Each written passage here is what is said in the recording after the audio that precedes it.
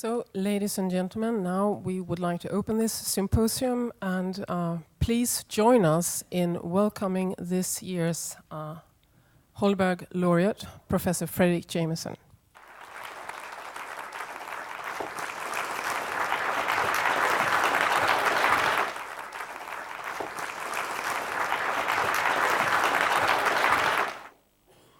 Thanks so much, Sarah and Xiaobing.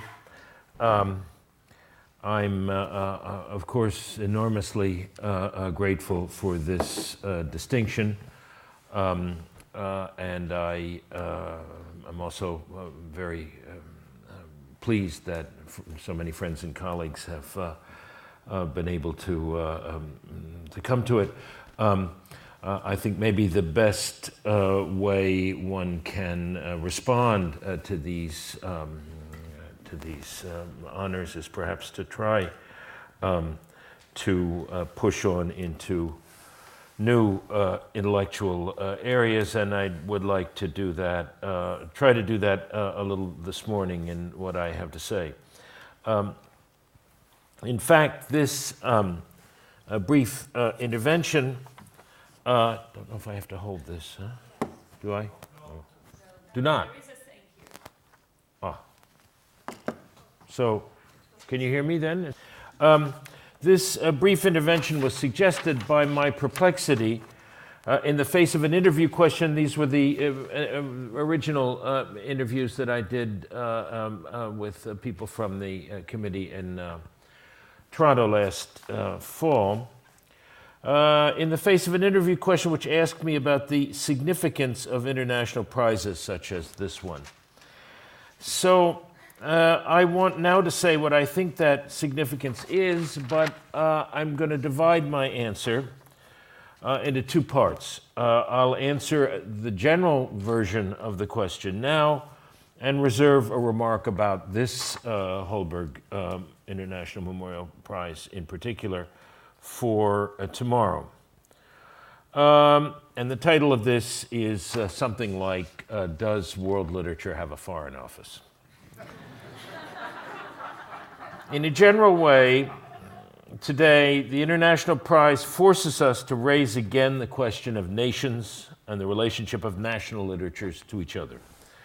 And I'll include the recipients of this Holberg Prize under literature following Goethe's idea that what he called world literature, I'll come back to that, was essentially a network or relationship of different national critics and thinkers among each other, above and beyond the translation of purely literary texts.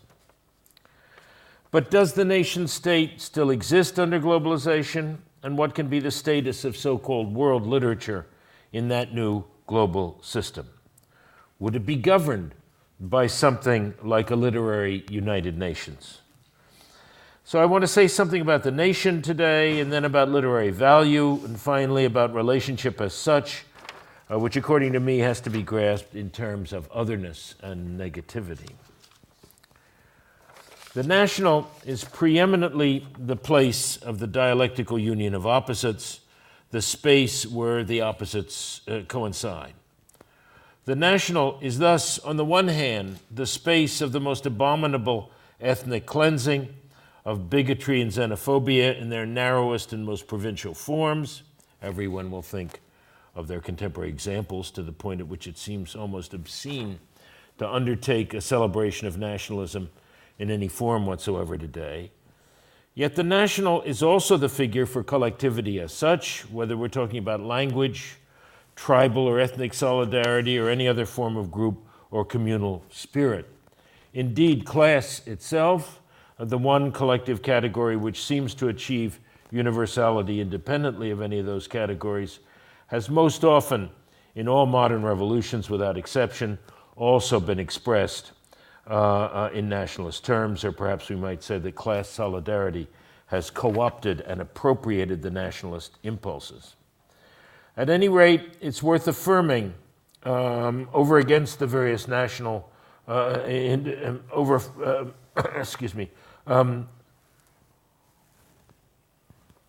it's worth affirming, as over against the various individualist ideologies, that the very form of the group and the collective is always worth celebrating, is always positive, and this certainly holds for the great nationalist movements.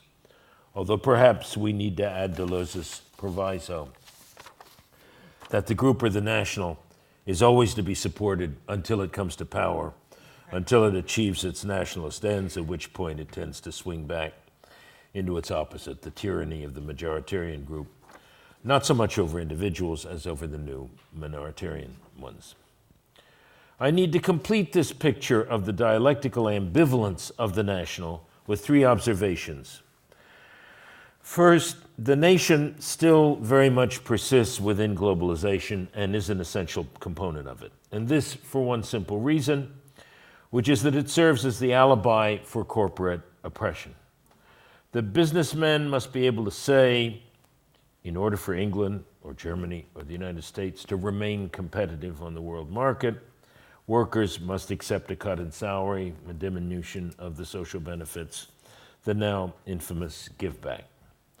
The nation thus serves as the ironclad argument for the neoliberal dismantling of the welfare state.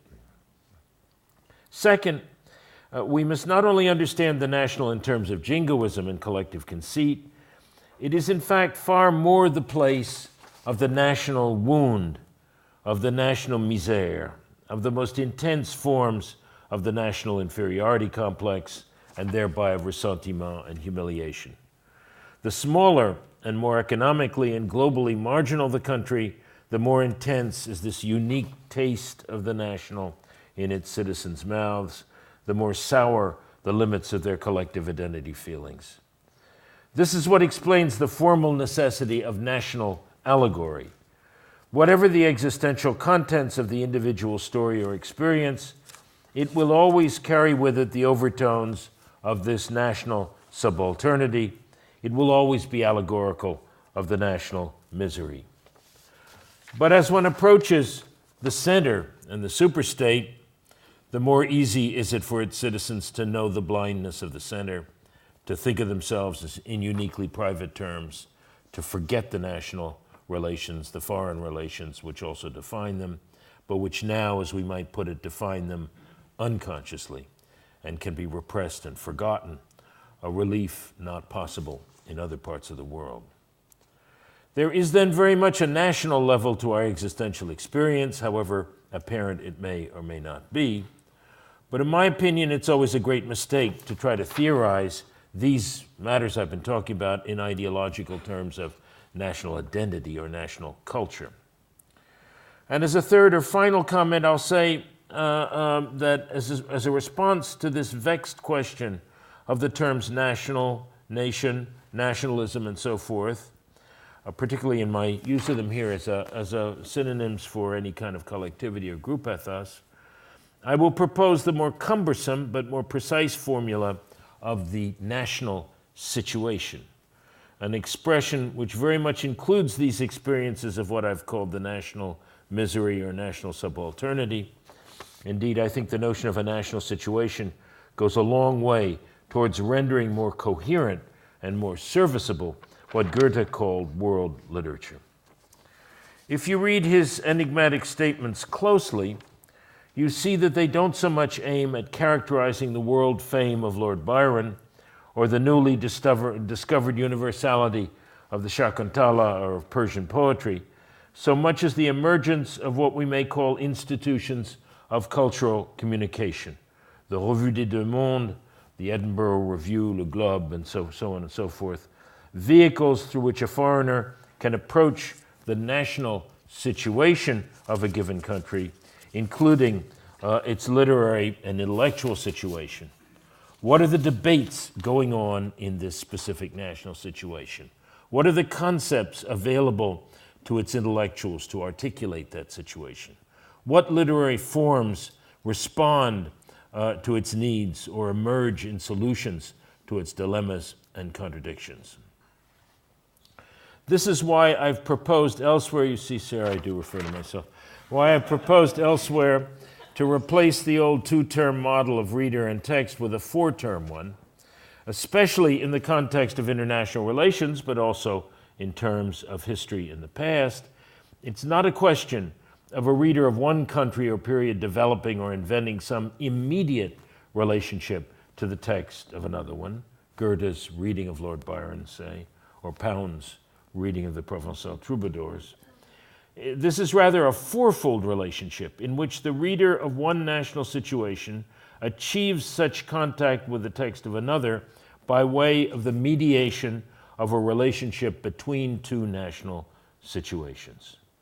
The national situation of provincial Germany enters into contact with the national situation of an emergent imperial Britain, and it's only by way of that relationship that the individual of the former can hope for any ultimate contact with the texts which express the latter, obviously by way of revolt and scandal in the case of Lord Byron. It's no longer here a question of a classic or a universal literature. This is a complex contact between histories and concrete historical situations. And if this idea seems to perpetuate the old teleological conceptuality of the more advanced or the less developed, I think it does so only to undermine that teleology as well. For what must finally here emerge is the radical singularity and concrete difference of each of those situations. None is more advanced along the teleological pathway to modernity. Each is marked as universally determined and specific, which is to say uniquely national. Now, I think, well, here, one of the problems that misleads us here is the philosophical problem of aesthetic value, in my opinion, a false problem. It masks, indeed, a far more thorny philosophical problem, a real one this time, which turns on the opposition between universal and particular. For when humanist critics raise the question of value, what they really have in mind is universal value, and it's out of the notion of universal value that an antiquated and unserviceable notion of world literature has always come. I think this emphasis on universal value is wrong and misguided. It's unproductive even within the Western canon, giving rise to all kinds of false problems and questions like the following. Is Faulkner greater than Haldor Loxness, or vice versa? Is either greater than Tolstoy?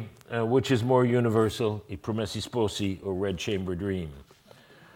I won't pursue these silly questions any further here, except to say that they follow the Querelle des Anciens et des Modernes of the 17th century on into the discovery of history and difference, and that the question of value is itself a historical one, which arises only after the fact and does not involve classification according to a priori categories. Rather than a transcendental dimension in which works share the same, henceforth universal values, I propose that we attempt to think of the enigmatic realm we call world literature as a space and site of struggle, of competition and opposition. The literary struggle can here first of all be grasped in terms of the struggle between big power languages and small power languages, and to be sure in terms of the control of the institutions of translation and transmission, publishing companies, universities, even still occasionally the cultural press, which regulate that struggle. But the question of big powers and small powers obviously brings us back squarely to the problem of the nation. I want here to propose a model of the dialectical unity of opposites and insist on the way in which a text can be evaluated in positive and negative terms simultaneously. But I want first to pay homage to that book which I consider to have been a foundational work for a whole new comparative literature, assuming that we agree with Franco Moretti's observation that the question of world literature is the same as the question about comparative literature as such.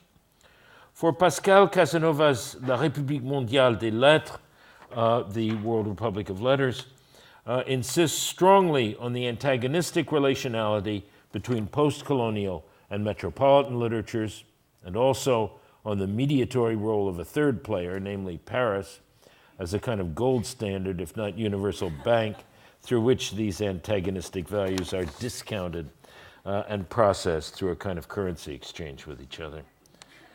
I regret I have no time to discuss this extraordinary and path-breaking work further here. I'm going to conclude by suggesting that some of the problems,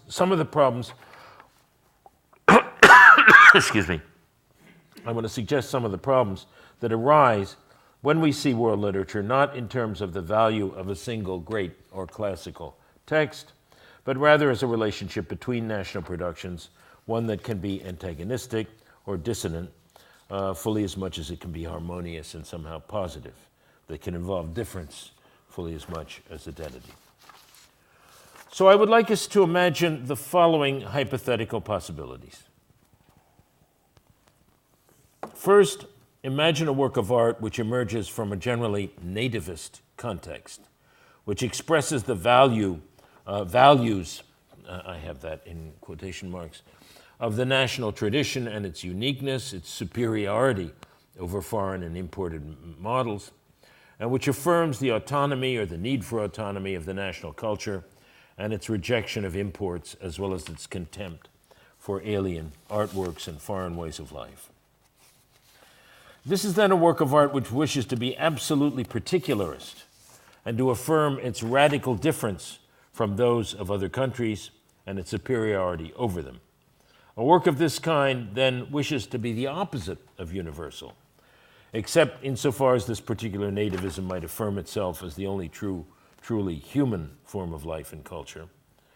And if this nativism coincides with a national state form already achieved or longed and struggled for, then the work in question will generally be considered to fall under the rubric of nationalism, and to raise all the problems associated with that ideology. But you're then also asked to imagine that this particular work has found worldwide acclamation and admiration. The international public then adds it to its pantheon of world literature and endows it with a nimbus of the world classic and of universality.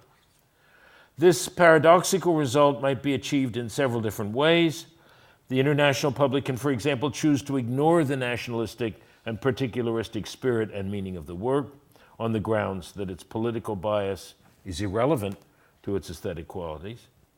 Or it can simply misunderstand the work and fail to recognize its ideological and contextual significance for the home public. Or it can indeed argue that it is precisely its wrong-headed nationalistic passion, its situation-centeredness, its commitment to the concrete and to the blood and soil of the homeland, which makes for its force and its value as an example to the rest of the world. This would also be a misreading, since it substitutes for the unique national reference the allegedly universal value of the national in general, the homeland in general, the unique native tradition in general. So we have here a most peculiar situation indeed. What is positive in one context is negative in the other. What wishes passionately to be particular on one level suddenly proves to be universal on another. What was rabidly ethnocentric is now saluted as part of the heritage of all mankind. To sharpen the paradox a little, we might speak of the deeper humanism of genocide, or the compassion of bigots, and the progressive values of the most ignorant reactionaries. Now I want to reverse my first illustration and ask you to imagine a national literature in which, rather than singularity in the local or national, it is universality that's emphasized, perhaps in the name of classicism, or perhaps in that of some eternal humanism.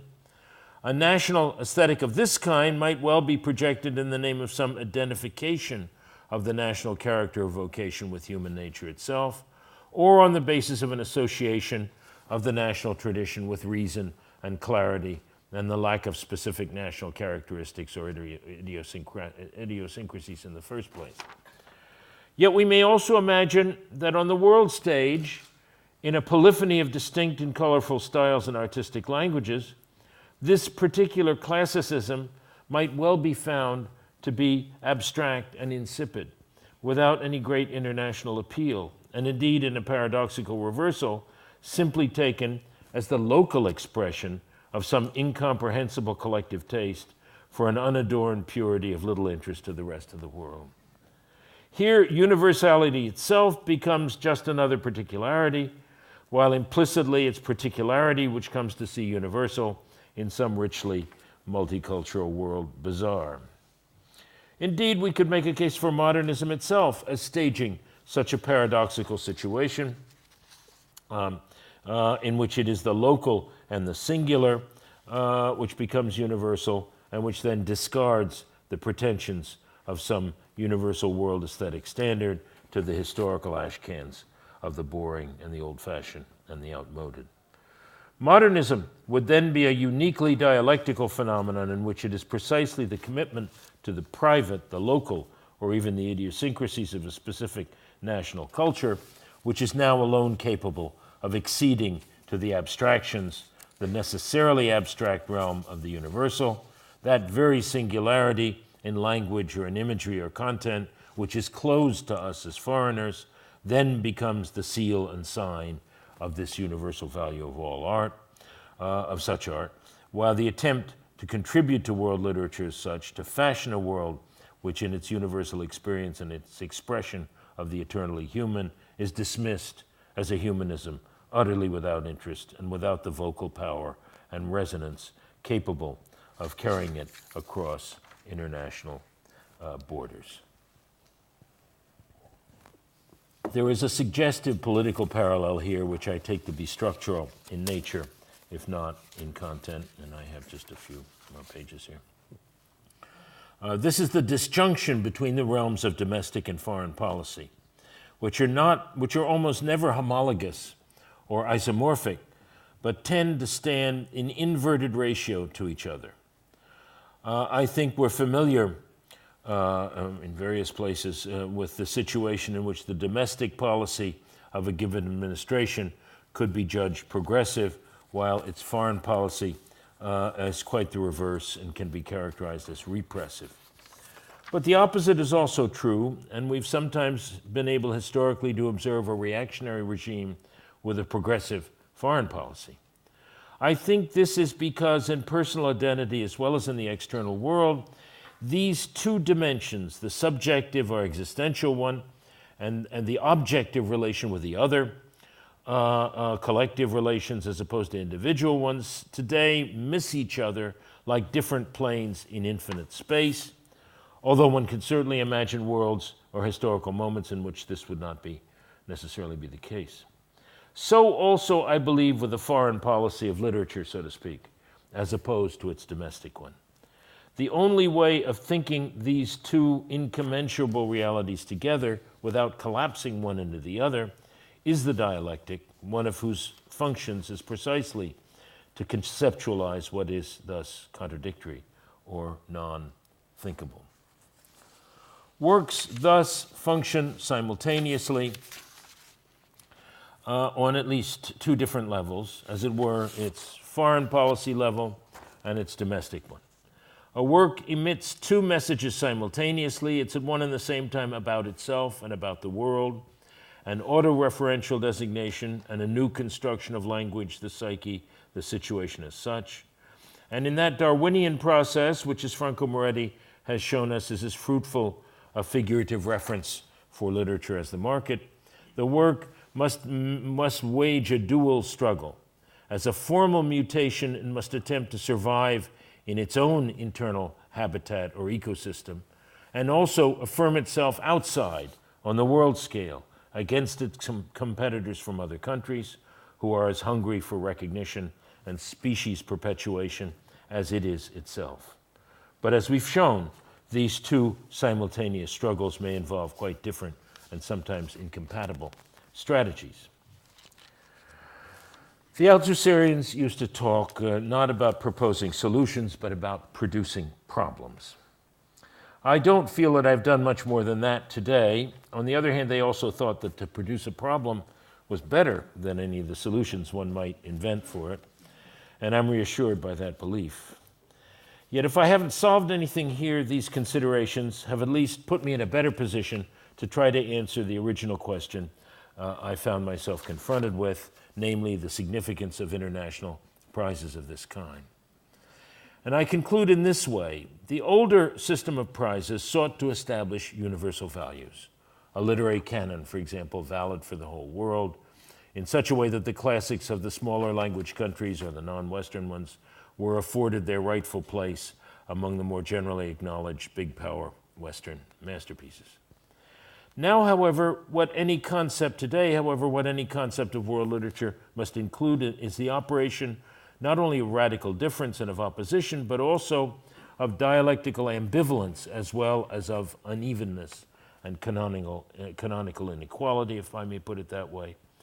Therefore, the emergence of such awards from non-central countries and non-hegemonic locations, from Stockholm or Bergen, for example, rather than from Paris, London, or New York, has the effect of suddenly lighting up the international grid, of unexpectedly mapping literary globalization for us, of confronting us not with some universalizing solution, but rather with an ongoing problem, the problematic of the nature of global relationships and their structure and dynamics today. World literature is then not some already given pantheon or imaginary museum to which masterpieces are regularly added. It is another name for a problem and a conundrum. How can differences relate today? How can nationality be universal? How can global multiplicity be imagined without a center? Thank you.